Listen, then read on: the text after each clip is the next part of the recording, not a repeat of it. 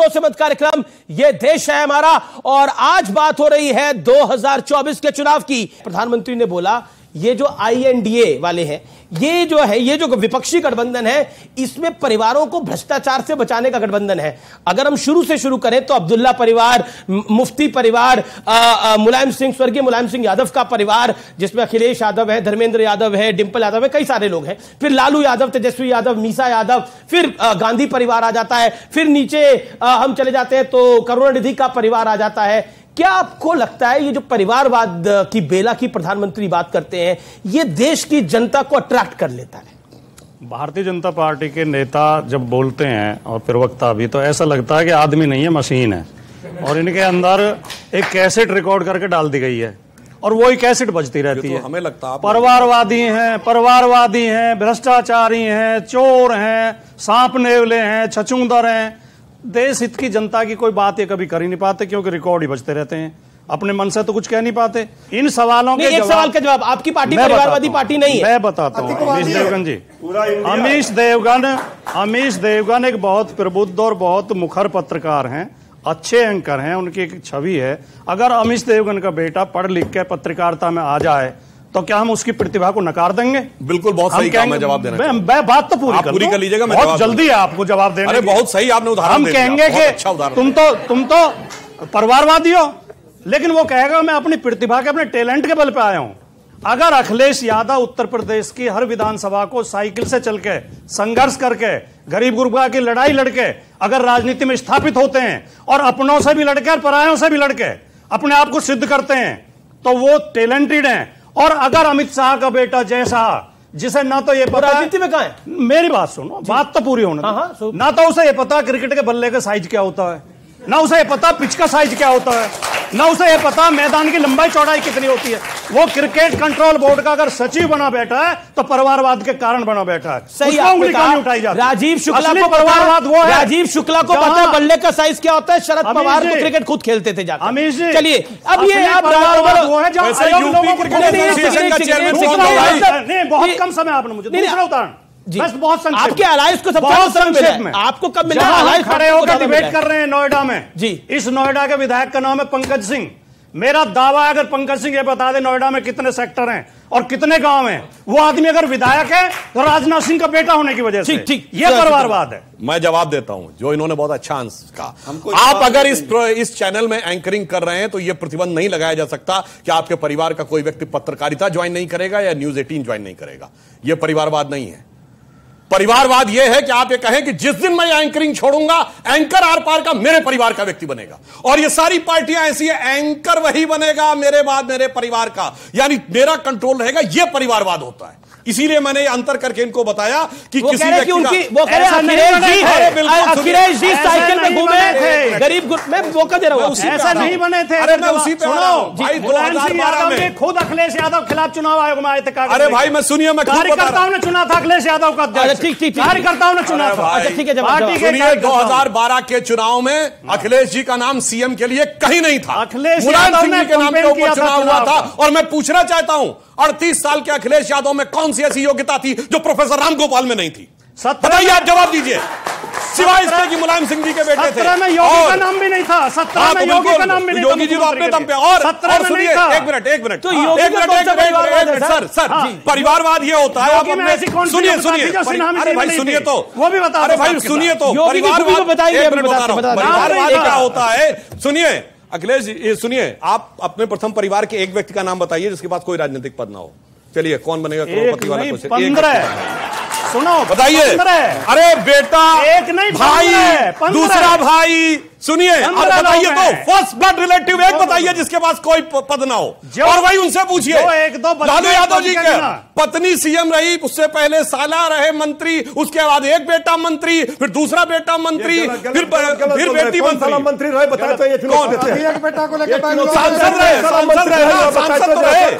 आलोक जी, क्या आपको लगता है पटना से बेंगलोर तक मतभेद की जो खबरें आई, क्या आपको लगता है एक सवाल जनता के मन में आएगा, यह गठबंधन कितना टिकाऊ होगा? क्योंकि अभी से मतभेद है, कल को आपकी सरकार बन गई, इंडिया वाली सरकार ये बन गई, तो कभी ममता नाराज हो जाएंगी, कभी स्टालिन नाराज हो जाएंगे, नीतीश तो अभी नाराज हैं, आगे भी नाराज हो सकते हैं। अरविंद केजरीवाल को कैसे आप लोग हैंडल करेंगे? आप खुद दिल्ली से आते हैं, आपको ज्यादा पता है। देखिए, मुझे लगता है न्यूज़ 18 को पता नहीं चला, मीटिंग के बाद लाठियां चली थी वहां आपस में। आप लोग बताइए जनता को ये बात कि वहां लाठियां चली, तलवार निकले, छालू चक्कू चले, बताते क्यों नहीं आप लोग? अभी कौन बनेगा करोड़पति के सवाल थे, नड्डा जी के खिलाफ कौन लड़ा था? जरा 1 करोड़ का सवाल है, बताएंगे जरा कौन लड़ा था? नड्डा जी के खिलाफ किसने चुनाव लड़ा था जब वो अध्यक्ष बने थे? हमें तो पता, प्राइमरी मेंबर भी नहीं थे उस दिन उनका एक्सटेंशन हुआ। क्या बच्चों जैसी बात करते बताइए ना, कौन लड़ा? नड्डा जी राष्ट्रीय महामंत्री थे, कह रहे प्राइमरी मेंबर नहीं थे, मतलब बचकाने बन के हद होती है कोई भी बात बोलने की। उनके खिलाफ कौन लड़ा? ठीक है राजकुमार भाटी, आलोक उनके शर्मा खिलाफ कौन लड़ा? अमित हाँ, शाह तो मैं बात कहना चाहता हूँ ना, हमारे यहाँ सारी व्यवस्था होती है। ये बताइए, हम 20 साल के 8 अध्यक्ष बताएंगे, आप बताइए। नड्डा जी थे, उससे पहले अमित शाह जी थे, उससे पहले राजनाथ सिंह जी थे, उससे पहले नितिन गडकरी थे, उससे पहले फिर राजनाथ सिंह जी थे, उससे पहले सुनिए वेंकैया जी थे, उससे पहले अडवाणी जी थे सन 2000 से। बताओ तुम्हें 2000 से बाद कितने? उसके बाद मुरली मनोहर, उससे पहले जवाब आलोक शर्मा, उससे पहले मुरली मनोहर जोशी जी भी थे। अरे सवाल 2000 सुनिए ना, अरे उससे पहले चलिए, अरे मुरली मनोहर जोशी भी थे, वो भूल गया। अरे भैया 2000 के सुनिए ना प्रभु यार, आप सुनिए। मुरली मनोहर जोशी जी 90 से 92 में थे। सुनिए तो लो मेरी बात। दूसरा करोड़पति का सवाल सुनिए। हाँ बताइए। एनडीए की ये मीटिंग हुई, इससे पहले कब हुई थी? कौन सी तारीख को हुई थी? पिछले सत्र से पहले। हर सत्र से 2 दिन पहले होती है। कोई मीटिंग नहीं, हर सत्र से 2 दिन पहले होती है। आपको नहीं पता? मैं न्यूज़ 18 को चैलेंज करता हूं उस मीटिंग वैसे वैसे बताऊं। अब तीसरा सवाल, वैसे एक लाइन बताया आपको। सुनिए ना, छोड़िए ना, सुनिए एक लाइन बताया। कौन बनेगा करोड़पति का तीसरा सवाल? करोड़पति का सुनिए ना जरा। विद ऑल ह्यूमिलिटी, अगर मीटिंग हुई थी तो उसकी खबर नहीं पहुंची अब तक। नहीं, उसका कारण है, आपको बता रहे हैं। कारण ये है, कौन बनेगा? हर सत्र से 2 दिन पहले होती है, मगर इस बार चूंकि इन्होंने मीटिंग कर ली थी, इसलिए लोगों को लगा वो मीटिंग ज्यादा सरफेस पे आ गई, वरना हर संसद सत्र 2 दिन पहले हर बार मीटिंग होती है। ठीक है, लेकिन मीटिंग तो एक ऑल पार्टी में भी पूछना अलग है। एनडीए की मीटिंग हमने नहीं देखी, मीडिया ने देखी हो तो बताए जरूर। कौन बनेगा करोड़पति का तीसरा सवाल? अरे कोई पैसे नहीं दे रहा है कि सवाल ही पूछे जा रहे हैं, इधर से पूछते हैं उधर से पूछते हैं, जनता कह रही है भाई। अरे भाई, अरे बोल रहे हो ना? जी जी तो सही। 1,76,000 करोड़ का घोटाला हुआ, कितने लोग जेल में? उसका एक का नाम बताइए। सुधांशु जी। देखिए, 1 करोड़ का सवाल है पूरा। बिल्कुल, मैं बता रहा हूं, सुनिए। 2G घोटाला 1,76,000 करोड़ का हुआ। लाइफ लाइन यूज कर सकते हैं आप। सुनिए, जवाब लेने दे। सुनिए, बताते हैं, सुनिए, मैं बता रहा हूं। नहीं, लाइफ लाइन यूज करनी है तो बता सकते हैं। मेरी बात तो सुनिए, पहले तो मैं इसका भी जवाब दूंगा। पहले एक इनका भी एक सवाल बोल देता हूं, उसके बाद इस सवाल का जवाब दूंगा। सबसे बड़ा कौन बने करोड़पति सवाल जानते क्या है? एक ऐसी पार्टी का नाम बताइए जिसमें जिस परिवार का अभी अध्यक्ष था 100 साल पहले भी उसी के परिवार का अध्यक्ष था। 100 साल पहले मोतीलाल नेहरू 1920-21 में कांग्रेस के अध्यक्ष थे, और 1929 में मोतीलाल नेहरू हटे, जवाहरलाल नेहरू अध्यक्ष बने, और 2019 में राहुल गांधी हटे, सोनिया गांधी अध्यक्ष बनी। ये होता है परिवारवाद। इसलिए अगर प्रश्न याद करने तो ये भी याद करके जी जी। अब पब्लिक एक सवाल, इनके पास पैसे नहीं है लेकिन सवाल है। सबसे सवाल पूछ रहे भैया। शर्मा जी से मेरा प्रश्न है कि अभी राहुल गांधी ने बेंगलुरु की मीटिंग में कहा कि नरेंद्र मोदी वर्सेस इंडिया, तो पिछले चुनावों तक ये होता था नरेंद्र मोदी वर्सेस राहुल गांधी, तो क्या अब राहुल गांधी जी डर गए हैं? और भाजपा से मेरा प्रश्न है कि भाजपा के पास बिहार की क्योंकि बहुत ज्यादा बात होती है, क्योंकि उनके पास कोई अलाई नहीं है अभी, तो बिहार में उनका जो मत प्रतिशत तकरीबन 23% के आसपास रहता है, 23-24% के आसपास। तो आप बिहार की चुनौती को कैसे देखते हैं 2024 के दृष्टिकोण? अच्छा, दोनों सवाल बहुत अच्छे हैं। ओके, आलोक शर्मा 15 सेकंड में जवाब। देखिए, क्या राहुल गांधी बनाम मोदी नहीं है? अब इंडिया शब्द आया और मोदी जी केवल अकेले लड़ रहे हैं। अभी तो कहा सुधांशु भाई ने कि नाम पर वोट नहीं डलते हैं, आप ही लोगों ने कहा कि नाम पर वोट नहीं डलते हैं। तो मुझे लगता है कि शायद उत्तर मिल गया होगा आपको। ठीक है। दूसरी बात यह है, पर क्या इस बार राहुल गांधी चेहरा नहीं होंगे? देखिए, मुझे लगता है कि चेहरा बनना नहीं बनना, सांसद किसके कितने जीतेंगे, चेहरे भी बनेंगे, सारे काम होंगे। तो आपको उम्मीद है कि आपसे ज्यादा भी इनमें ये जो गठबंधन है यूपीए वाला, इसमें इंडिया वाला जो गठबंधन है, इसमें आपसे ज्यादा सीटें भी कोई ला सकता है इस बार? मुझे लगता है कि जनता तय करती है हर चीज, जनता को तय करने दीजिए। सांसद आएंगे, सांसद अपना बताएंगे, हमारा कैंडिडेट कौन होगा हमारे सांसद बताएंगे। आज मेरी इच्छा है राहुल गांधी जी प्रधानमंत्री बने, लेकिन कोएलिशन गवर्नमेंट में सब मिल बैठकर तय करते हैं, पहली चीज। दूसरी ठीक है, अब सुधांशु त्रिवेदी, अब आपका बिहार में आपका वोट प्रतिशत 23% है और वो बड़ी समस्या बिहार में हमारा वोट वेरी प्रतिशत, गुड क्वेश्चन, क्या नाम है आपका? देखिए बिहार में हमारा वोट प्रतिशत 2014 के बाद से लगातार कांस्टेंट है। जब भी हमारी एक बार सरकार नहीं बनी, वो तब नहीं बनी जबकि अपोजिशन का इंडेक्स 1 हो गया था। तो मगर हमारा परसेंटेज ऑफ वोट कर्नाटक में भी कम नहीं हुआ है, हम दिल्ली हारे, दिल्ली में भी कम नहीं हुआ है, इसलिए परसेंटेज ऑफ वोट में हमारी स्थिति बिल्कुल अलग बनी हुई है। मैं और सवाल ले रहा हूं, मगर मैं एक बात ये एक लाइन सर, हमारे गठबंधन का नाम है एनडीए, नेशनल डेमोक्रेटिक अलायंस, जिसे हिंदी में कहते हैं राष्ट्रीय जनतांत्रिक गठबंधन। इनके जरा गठबंधन का पूछिए हिंदी में नाम। जब मैंने पहले दिन पूछा था तो इनके प्रवक्ता गूगल सर्च करके भी नहीं बता पा रहे थे। हिंदी वाला नाम लेने में कतराते हैं भाई, अंग्रेजी का नाम लेते हैं। ओके, हिंदी में नाम क्या है इसका? मुझे लगता है कि अभी दो तीन पार्टियां और भी आएंगी इनके साथ। एक सीडी नहीं, पहले हिंदी में नाम बता दीजिए। अच्छा, दूसरा प्रश्न ये है, यूपीए एक मिनट, इनका गठबंधन बता दिया सुनिए, इनका गठबंधन था यूपीए। एक मिनट सर, एक लाइन और टेक्निकल क्वेश्चन है, मेरी जिज्ञासा है। इनका गठबंधन था यूपीए, यूनाइटेड प्रोग्रेसिव अलायंस, जिसकी अध्यक्ष थी सोनिया गांधी जी, वो इंडिया की संयोजक बन गई। तो मैं जानना चाहता हूं क्या यूपीए समाप्त हो गया और वो अध्यक्ष से नीचे उतर के संयोजक बन गई? ये स्थिति स्पष्ट कर दीजिए, या यूपीए अभी भी अस्तित्व में है?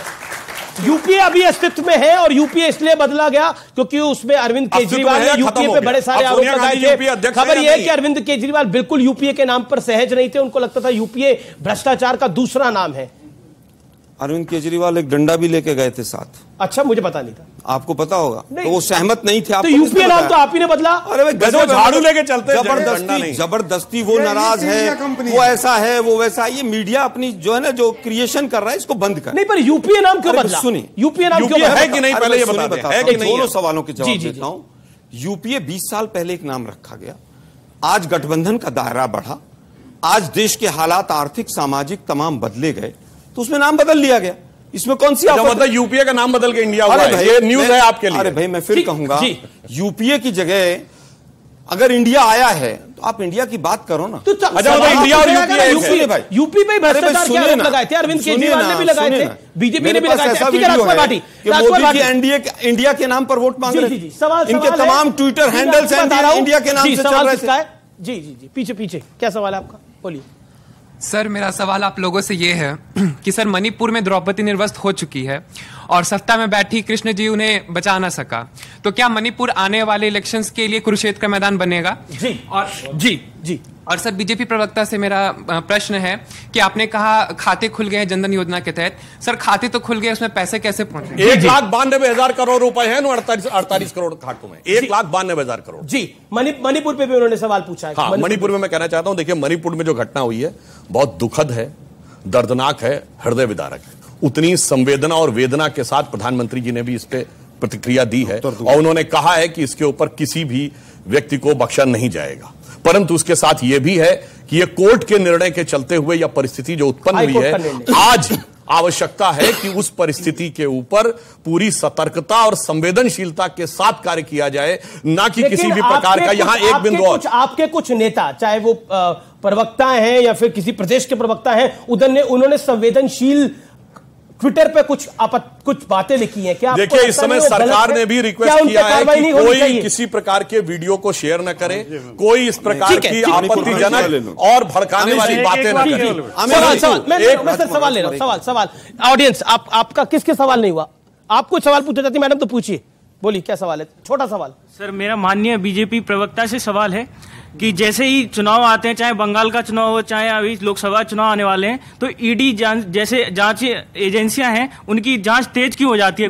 ये सवाल है, ये सवाल आया जोरदार। ये ऑपोजिशन आरोप लगाता है कि ईडी भी आपका एक गठबंधन का पार्टनर है, ये 39 प्लस ईडी सीबीआई हो जाता है।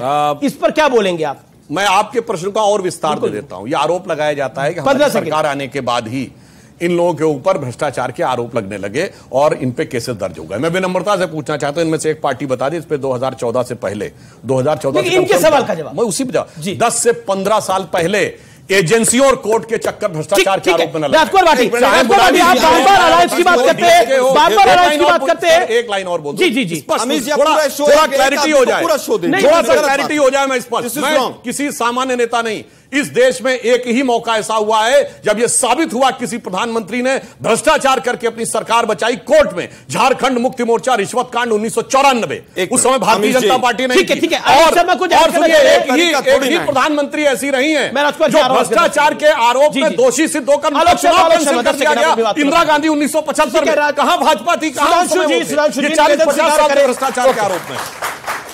देखिए, मुझे लगता है बंगारू लक्ष्मण की पार्टी के लोग जब 1 लाख रुपए सामने देखते हुए और कहें और उसके बाद भ्रष्टाचार पे ज्ञान दें तो ऐसा लगता है कि ओसामा बिन लादेन अहिंसा का पाठ पढ़ा रहा हो। मुद्दे की बात आते हैं भ्रष्टाचार के, तो एक अरे छोड़िए ना भाई, सुनिए भाई। 2014 के बाद सुधांशु जी राज्यसभा सांसद हैं, काफी ज्ञान देते हैं टीवी चैनल्स पे। एक केस बताइए जो मोदी जी की सरकार ने FIR की और उसमें एक आदमी कन्विक्ट हो गया हो। अगला सवाल बाद में पूछूंगा। चलिए, हमें बिल्कुल बताता हूं। 10 सेकंड भाटी इंतजार कर। ये बताइए, ये आपके दोनों नेता मुचलके पे हैं कि नहीं है?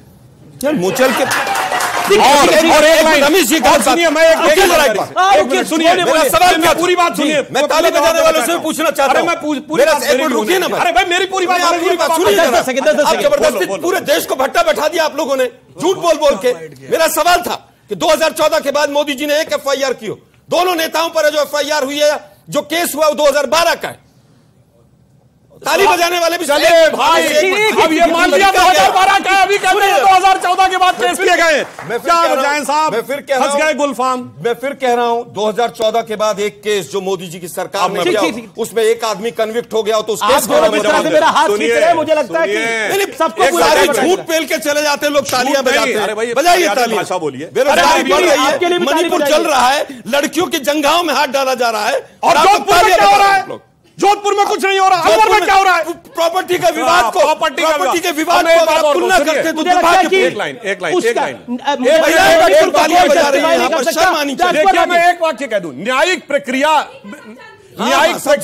सुनिए, एक मिनट, जो न्यायिक प्रक्रिया में कितना समय लगता है मैं उदाहरण देना चाहता हूं। 9 साल हो गए नेशनल हेराल्ड के मैटर में, जवाब 9 साल से प्रिलिमिनरी इंक्वायरी चल रही है। चलिए मैं एक जवाब देखिए, ब्रजभूषण शरण बचकर भाग रहा है। अरे भाई, मैं पटेल Z+ सिक्योरिटी लेकर विदेश आपके बीच में मैं नहीं बोला था, पूरी बात हम शांति से सुन रहे हैं। इसका मतलब Z+ सिक्योरिटी विदेश में होती नहीं है, करे Z+ सिक्योरिटी लेकर विदेश भाग गया। Z+ सिक्योरिटी लेकर जम्मू कश्मीर में अपने जेल पे बोलिए भाई। अच्छा ठीक है,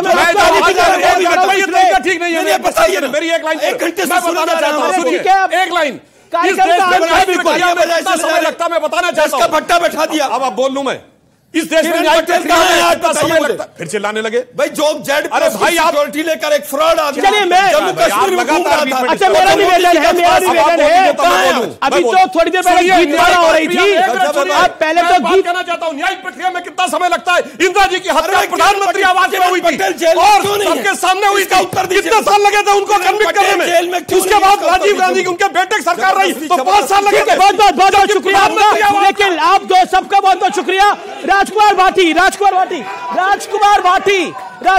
मैं माफी चाह रहा हूं, आपके पास मैं नहीं आ पाया, मैं माफी चाह रहा हूं, मैं आपके पास नहीं आ पाया।